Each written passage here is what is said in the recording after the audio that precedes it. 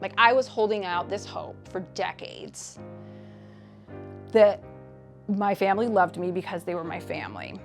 And they made it very clear my whole life, and still now, that I didn't belong.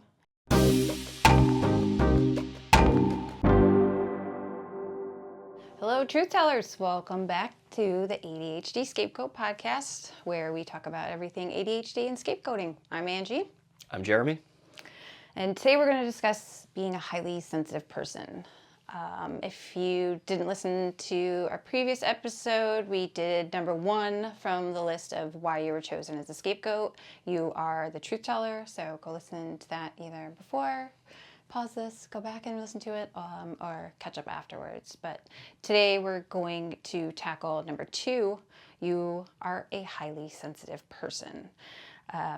And then, like I said in the last one, then for the rest of the month, we're going to discuss 3, 4, and 5. So let's jump right in.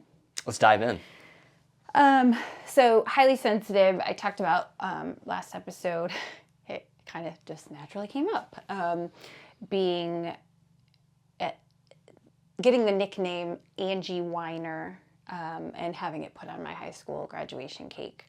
There were tons of little moments like that that I didn't necessarily desensitize, but I just kind of, you get tired defending people constantly picking on you, so you kind of choose your battles. And to be honest, I pretty consistently put up a good fight and didn't back down, but it just got exhausting, and sometimes it would just, again, with no support and no diagnosis of ADHD at the time as a kid, I had no emotional understanding of, all these feelings or anyone to talk to about these feelings.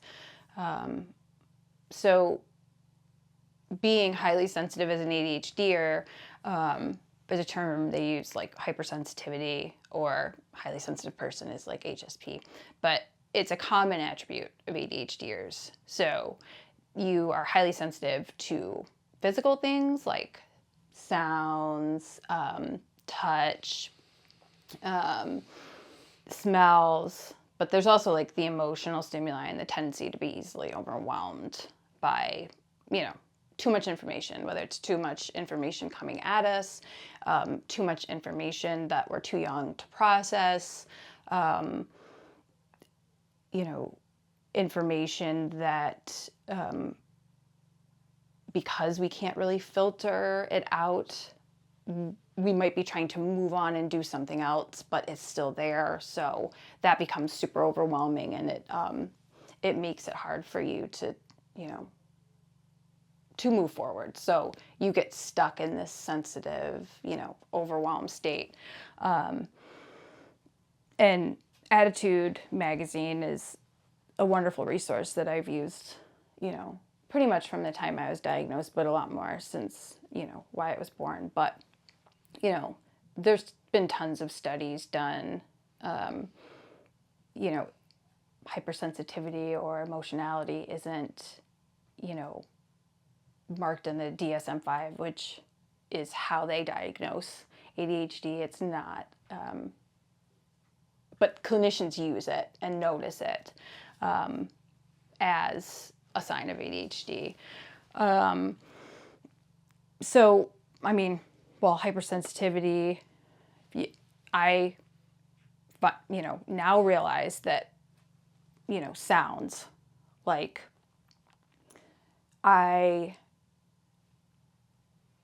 You have this is a fun one for me because you have super hearing, you have super smell. I'm not going to say super sight because that's just kind of a running joke. Yeah. We compete, although I'm the one wearing glasses right now, but yeah. I like to brag about how my eyesight's better. But you can smell things that I don't smell, or notice that I smell.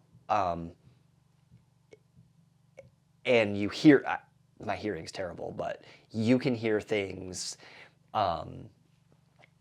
even like,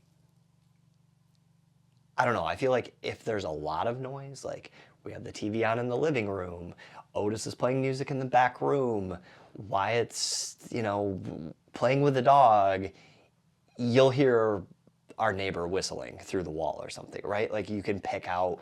Or I'll hear like the rain drip. Yeah. But yeah, you have like super senses. Well, what happens is like, I didn't really realize when I would be in social situations, because I like to talk and I wanted to connect and I like people. And I didn't realize that like I had this underlying, for a long time, this underlying like frustration, with noise sensitivity. Like I can't necessarily focus on what someone in front of me that I want to be talking to, that I want to hear what they're saying.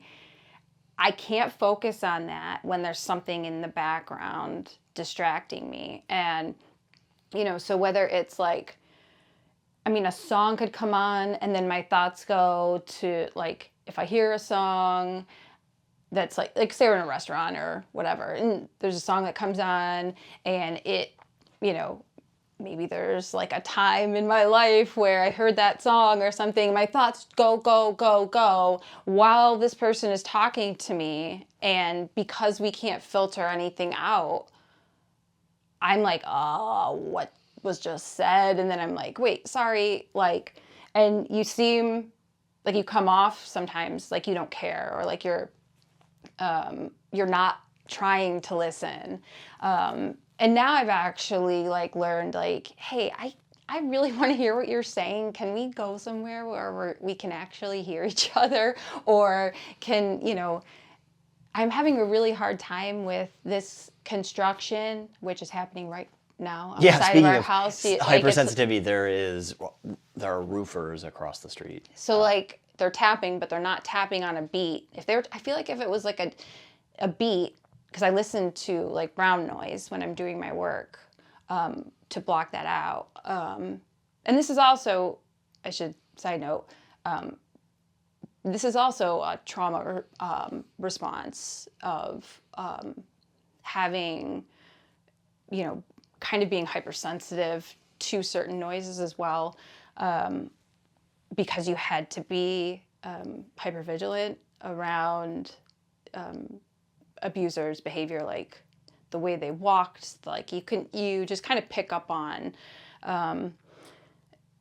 their moods. Patterns. Yeah, patterns that you've, in order to protect yourself. So like there's part of that, and there's a lot of that I'm, healing from, but it turns into like I can't just sit in silence. Like if I sat in silence and like read a book, I don't know. I'd probably have to reread it like, 30 times. But if I have the brown noise on while I'm reading, I can focus on what? I think you shared it with me, or I shared it with you. There was an ADHD person who posted something about how they had like just discovered brown noise or pink noise or whatever. So what's good for ADHD brains? You obviously said brown noise. It depends. We'll say this over and over again throughout, but every ADHDer presents differently. So like, some people need to be standing and moving and constantly adjusting in order for them to focus. It doesn't mean that they're, the whole idea, especially in schools, of like, sit straight, both feet on the floor, don't move. Oh my gosh, that was like kryptonite for me. But, being able to move a little, being able to tap or have a fidget is helpful. Some people, the noise, and different noise sounds, like some may be kind of grating because there's a noise sensitivity. I don't like listening to stuff that's like water or rain because it makes me have to pee more often. But like some people like waves crashing where they go from like really loud to soft. I like a consistent tone. But I mean, it's definitely preference, but having that noise to, because your brain has to hear that when you're in control of the noise that you're making, which we always talk about with our kids. Wyatt always notices Otis's noise, and Otis always notices Wyatt's noise, but neither of them notice when they're making noise, right? And it's because you're intentionally doing it so it's not bothering you. So when you make the intention of putting that noise on for yourself, you're in control of it, and so you're able to actually focus on it. And if it's something, because we have an interest-based nervous system, if we like it, it's going to work for us. We'll be able to do it. If we don't like it, it's going to distract us, or we're going to find distractions to pull us away from it because it's not enjoyable. So it's based on preference. Like for a little while, I liked white noise. For a little while, I listened to the pink noise, and then the pink noise got kind of grating, and the brown noise has been I keep falling back, and I'm on that again. So, but it's even like, I mean, we notice, the differences between our boys. Like, Wyatt is like super sensitive to clothing, and like doesn't like to shirt tags. Yeah, like he doesn't like to walk in the grass necessarily. He's gotten better about exploring that, but like he was very sensitive to outside stimuli and stuff. Like he really, and Otis was the opposite. He wasn't hypersensitive. Like he craved he needed more interaction with his senses. So, he loved to be rough and dirty and, kind of really dive into stuff. And, he kind of went harder always, and Wyatt was a little more tentative. But,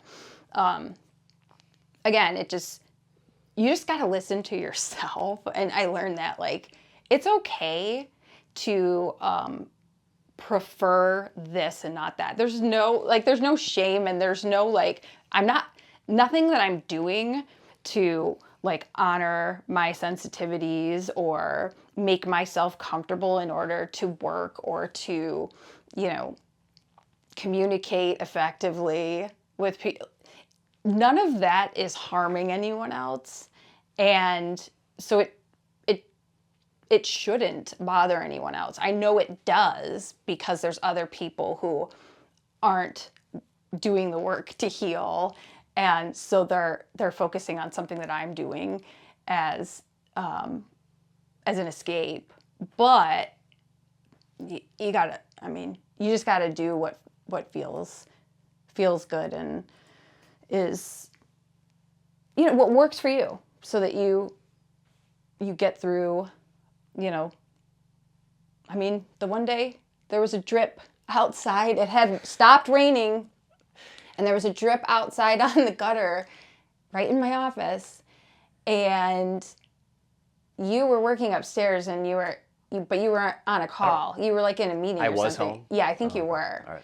And I was just like, and it was inconsistent. It just kept hitting the gutter at the bottom. It's like tinny noise. And I had my headphones on. I could still hear it. I went outside. I just ripped the bottom part of the gutter off and set it aside so that it would just drip down into the grass. And it was gone. And are the gutters supposed to do that? Are they supposed to just stop, and they're not supposed to? No, they're not. But we didn't flood the house or do anything. It literally just, temporary fix. But no, I think, to your point, advocating for yourself, saying what you need or what you want, we instill that in our boys all the time. But you talking about that has helped me, because most of the time, not now, but, within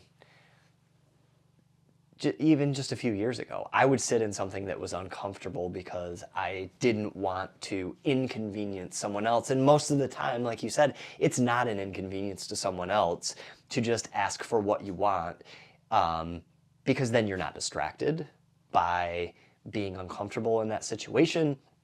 But also, you are probably more productive or happier, which in turn makes the other person or other people in that situation happier or more productive. So well, yeah, and I don't think you're not honoring the other person's ability to, show up either, honestly. Because if you're tiptoeing around something because you think that they wouldn't like it, but you never asked them, or you just assume, well, I like it this way, so they like it this way, But don't most people do that?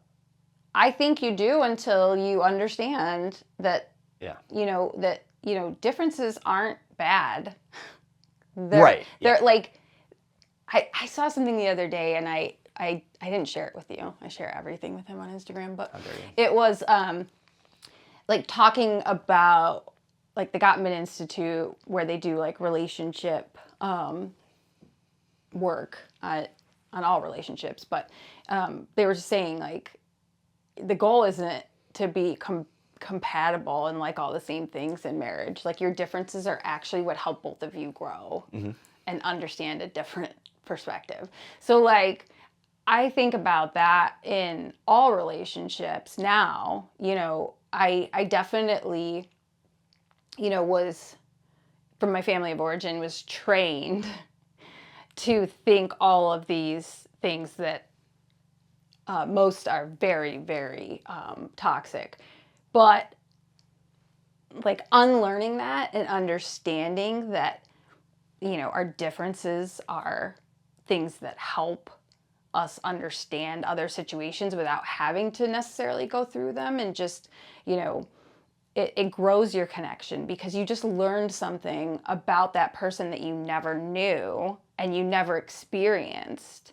So now you have more experience without having to walk it. It's like, it's so smart. And, I think that's something that we've definitely worked on a lot. Because I was so outspoken and,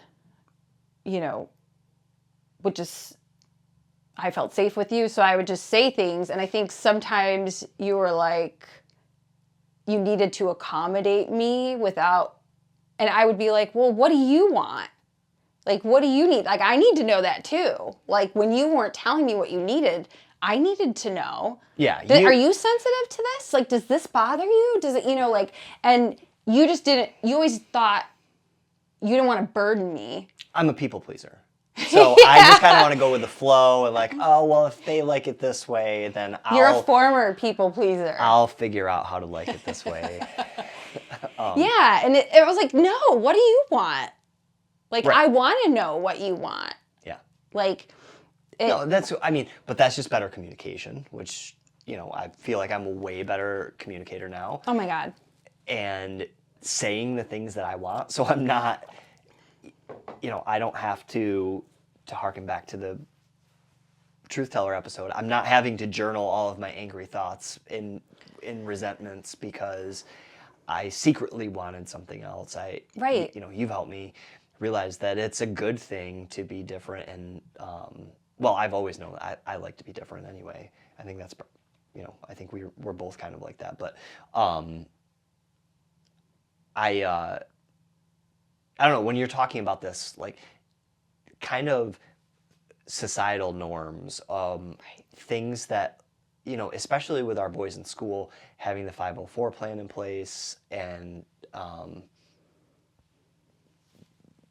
working with their school counselors and teachers to have little things like Wyatt came home and was excited about those fidget stools that they have. Like, they kind of like, they're like wobble stools. They're wobbly chairs or something. Yeah, or the standing desks that they have the option to go to. Like, that's an exciting thing. Right. But I mean, even at home, you know, for the longest time with Wyatt, and now we've completely modified it for both boys, but it was when dinner's ready, you come to the dinner table, you sit in your chair until you're finished eating, and through, you know, all of our education on it and It's ridiculous. in our discussions, Right.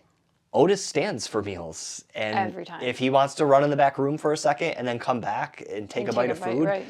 you know, like, that's just how he does it. That's going to keep him more interested, and he actually eats more of his food Yeah, he doing does. that than he would if he were sitting in his chair, because he would just be so uncomfortable in that situation. Right. So I don't know. I think it's part of the shoulds.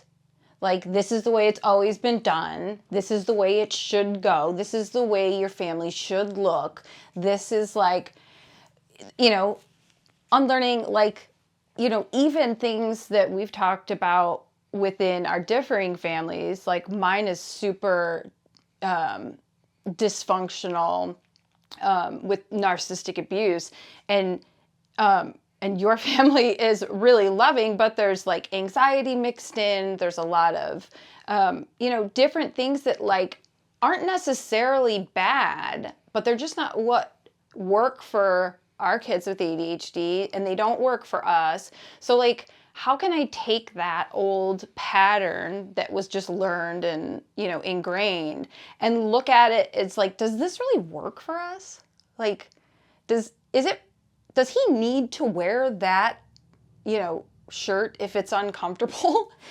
Like, because it looks good? Like, yeah, like I want them to look good and look cool and whatever, but like, it's also not the most important thing. And Right. It's not like, I mean, I went to cosmetology school because I wanted to help people feel good about themselves.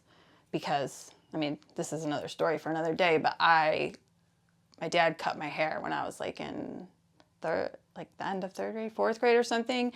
But he only knew how to do boy haircuts with clippers. So I looked like Jonathan from Who's the Boss for, you know, middle school. Yeah, pretty much middle school age. And was called a boy and all this. So like, I had a lot of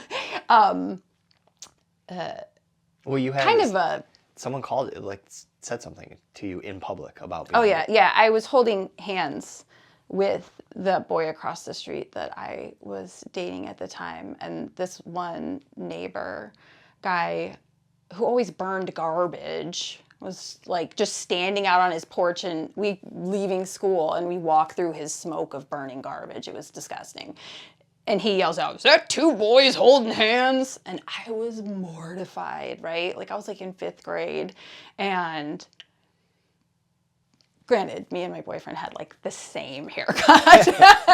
But it was like, first of all, it was like, so what if two boys are holding hands, right? But also, I was a girl, and I didn't like, I don't know why I got my hair cut. I remember my mom saying something big, like I got gum stuck in it, so they had to cut it out. I don't know if that was that time but then me and my best friend, Mary, we both had short haircuts. Then we went and got it permed, and we made it cool, and we made it acceptable, because we were just like, what? I mean, You made it something. we made it something. We were Else. confident about it. We weren't embarrassed about it. Yeah, I turned it into something that did work for me, but I held on to, like, you know, maybe it was like a little vanity, but this like protective thing of like, I already had all these scapegoating issues. I was already like the problem. I don't also need to be, you know, the kid with, you know, the mismatched clothes, or the one who doesn't take care of themselves. Like, you know, at a really young age, I was getting up early to get ready. I rotated my clothes. I made sure everything matched. I was ironing for like my entire family when I was in 5th grade. So like, I did all those like vain things as like, I don't need another hurdle.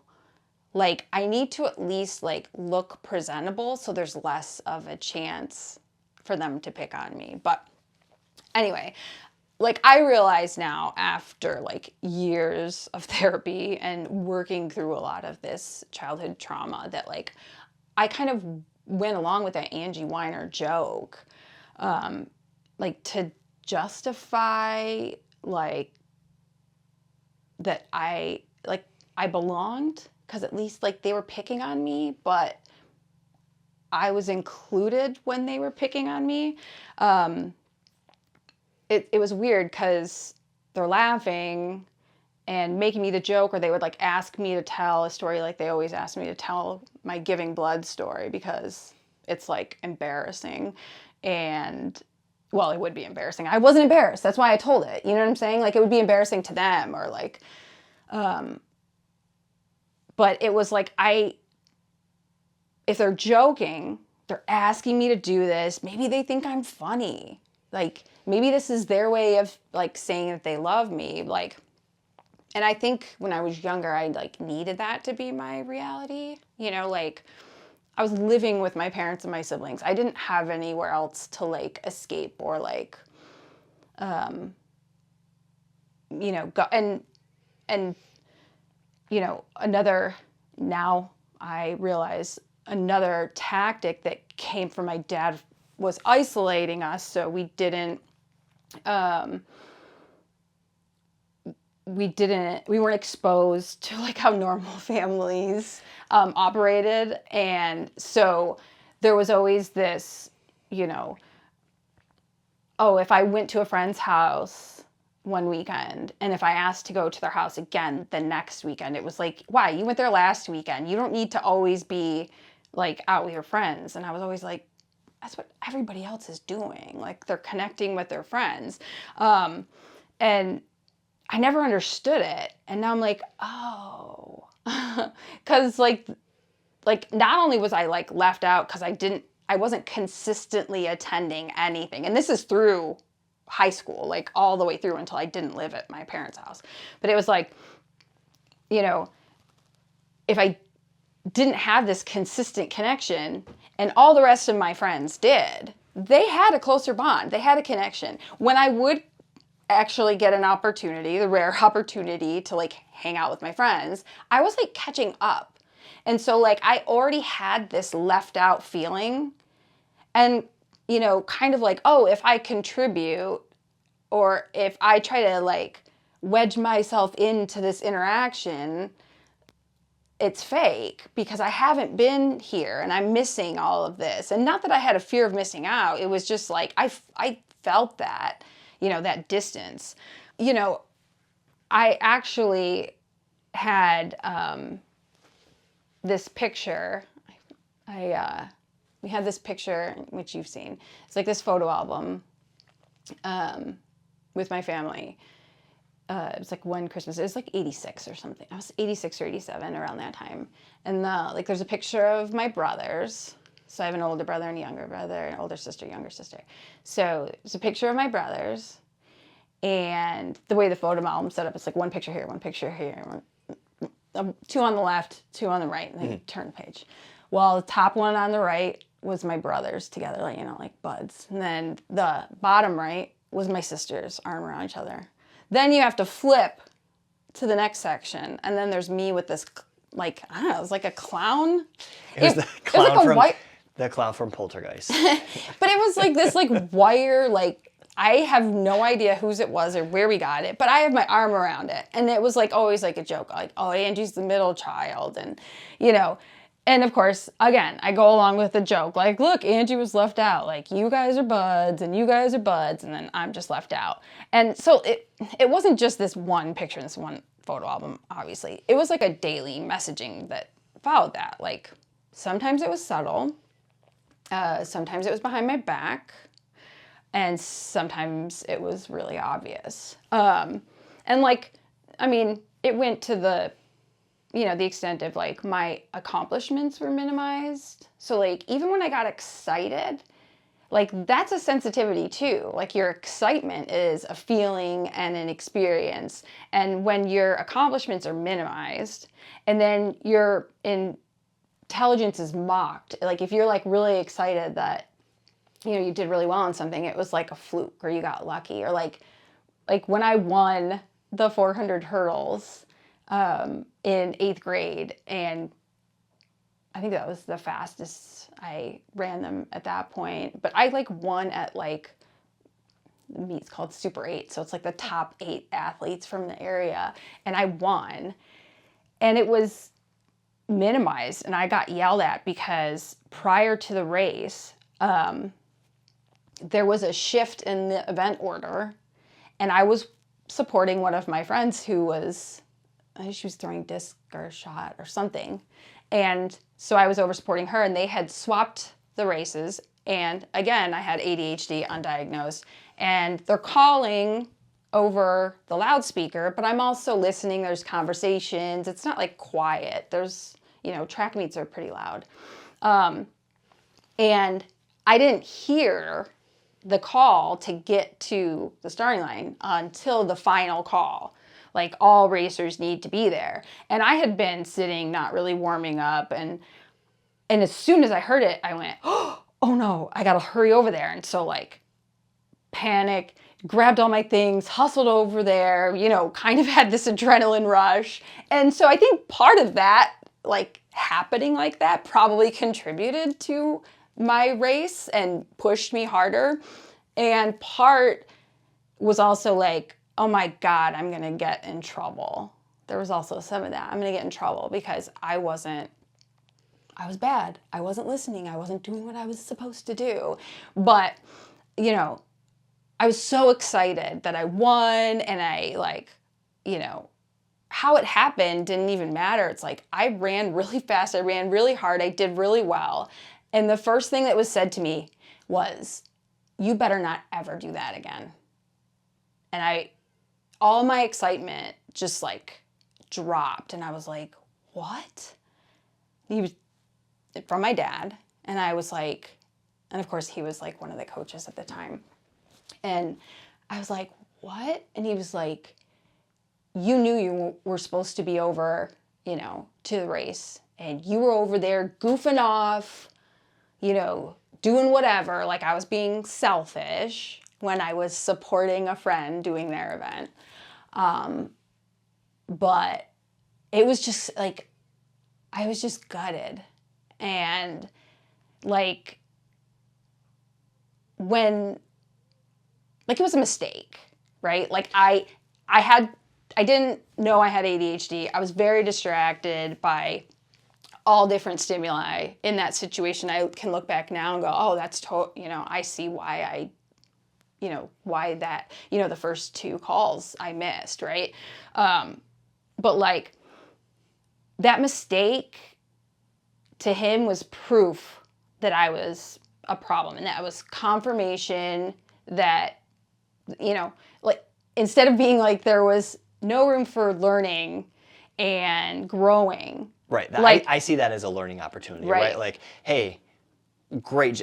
That's the fastest time you've ever run, but you weren't over here at race time. Like, I'm happy for your accomplishment, but you've got to be over here because what happens if next time you miss a race or something, right? Like, let's use this opportunity to remember, hey, let's be over here at race time. But still, great job in like making it over here, hustling and not only winning the race, but like running your best time, right? Right. And I think you can still see the accomplishment through the... Well, and even holding off the learning lesson until, maybe that moment has subsided. And so then it's also someone being respectful of your emotional moment and allowing you to feel pride in that accomplishment. And then also saying, that might not work every time after you sit back. You could have missed the race, which I know would have upset you, and you would have felt like you were letting your team down or letting yourself down. So what can we do to make sure, you're not driven by this panic, right? So, I do that now immediately with my kids. I did a lot of that before my own healing stuff, but there's just like no room for learning and growing. Like any mistake, and mistakes with no support, mind you. You're supposed to know how to do all these things, but no one teaches you, or no one talks to you about it, or no one says, hey, I'll be here with you while you're learning that so that you can ask questions, or none of that. It was just, you're supposed to know. Like, you were treated as an adult when you're a kid.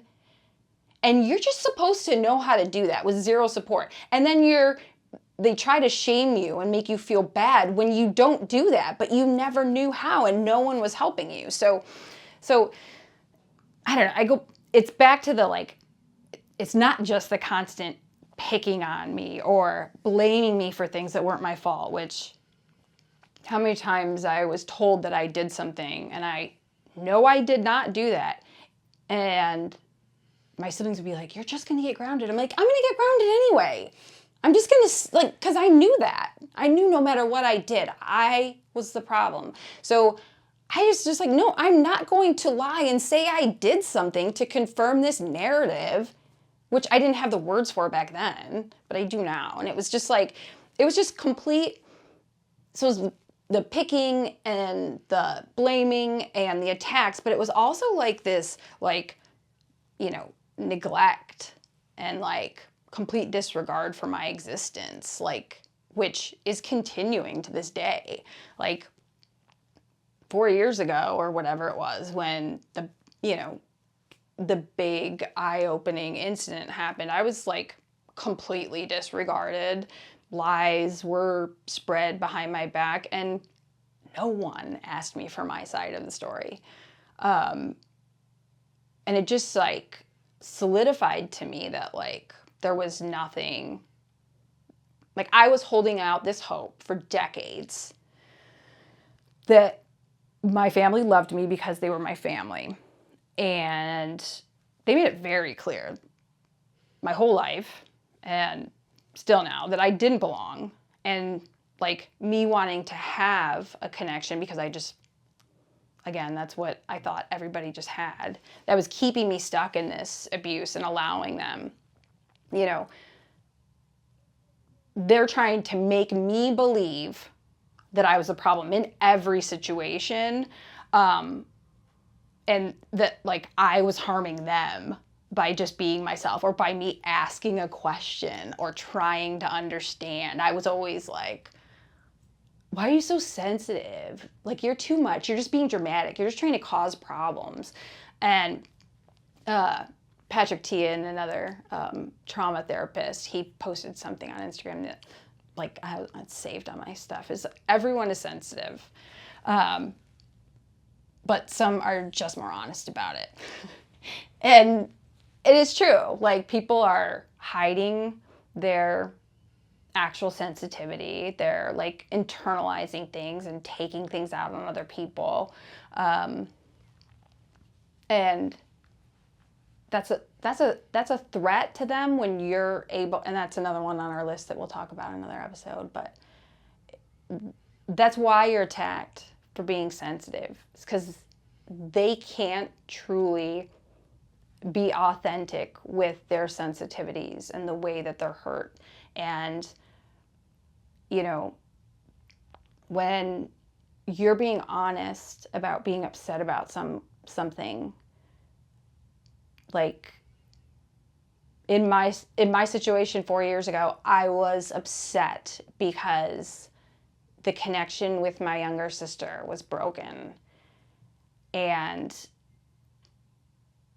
it wasn't about me being selfish. It was about our genuine connection and our relationship and trying to understand. And my older brother attacked me and told me I was being selfish and that she never needed to call me if she didn't want to. And I was so confused in that moment, but I was like, that's a rational, like, emotion to be like sensitive and hurt when someone that you talk to consistently on an almost daily basis just stops talking to you without explanation, and you're trying to understand and you're like reaching out to other people that you think care about her to try to understand, have you noticed something? Has she said something to you that's going on? I just like, I want to understand. Like, I'm really hurt. Like, this is like someone I talk to like every day. So like me being sensitive and me having a connection with her that was so close was threatening to him. So he had to put me down and belittle me and make me feel like I was the problem. And it's just, he can't be honest with himself, and that's his work to do, right? What do you think? I'm along for the ride today. I'm just listening to your Geez. hypersensitivity Did I talk too stories. much? There it is. Yeah. So we want to leave you with this. What thoughts are coming up for you as like I've been sharing, you know, my experiences as a highly sensitive person? Like, can you relate? If you can't personally relate, have you experienced, like, can you identify someone who's sounds like a highly sensitive person in your life? And then how could you maybe use this awareness to open you up to handling a sensitive moment with them a little differently? Like, more aligned with who you are, who you want to be, and more in the path of, you know, connection with that person instead of an othering. How's that sound? I think that sounds fantastic. I think it's what you said earlier about being open to differences and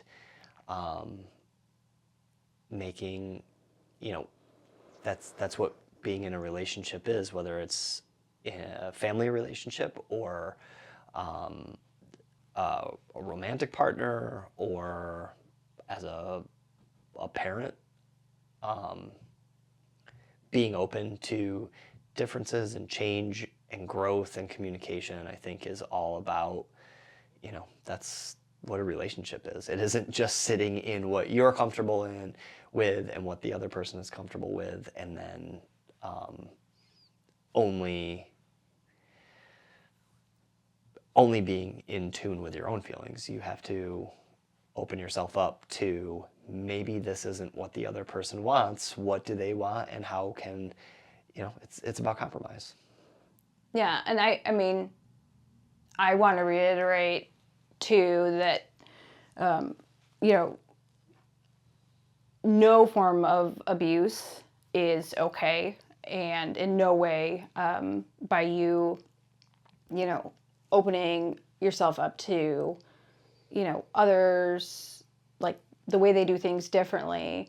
But in case of any form of abuse, physical, emotional, mental abuse, there's no excuse. You can understand someone's situation and like where they came from, and maybe, you know, they've experienced some awful things, but that doesn't give them permission to harm you because of that. So you can understand the differences and still not allow the abuse. So. Well said. All right, till next time.